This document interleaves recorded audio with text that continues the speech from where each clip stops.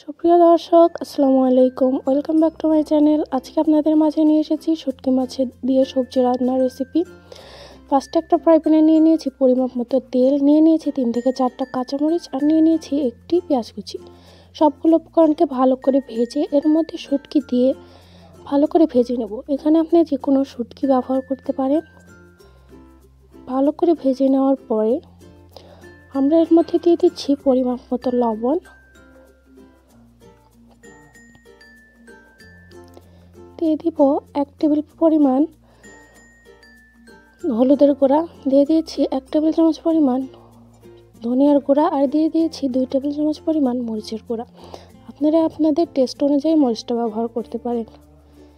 এ পর্যায়ে আমি সবগুলো উপকরণকে ভালো করে নেড়ে ভেজে নিব।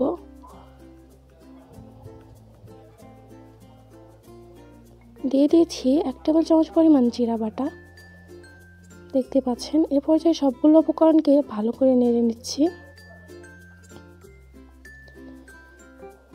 ভালো করে নেড়ে 5 মিনিটের জন্য কষিয়ে নিব।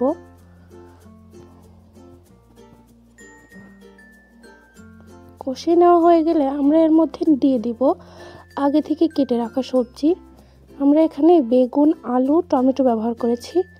আপনারা চাইলে আপনাদের ইচ্ছা মতো সবজি ব্যবহার করতে পারেন। আমরা এটাকে ভালো করে কষিয়ে নিব। এ পর্যায়ে আমি একটা ঢাকনির সাহায্যে ঢেকে 5 মিনিটের জন্য কষিয়ে নিচ্ছি।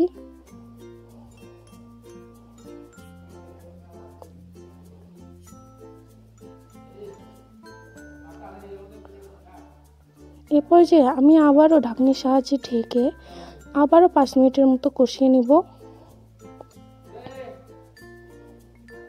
দেখতে পাচ্ছেন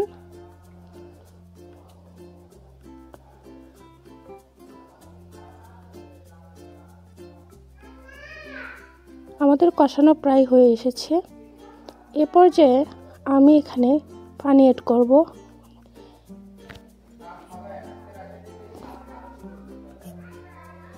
এ পর্যায়ে আমি 15 মিনিটের মতো পানিটাকে শুকিয়ে নেব।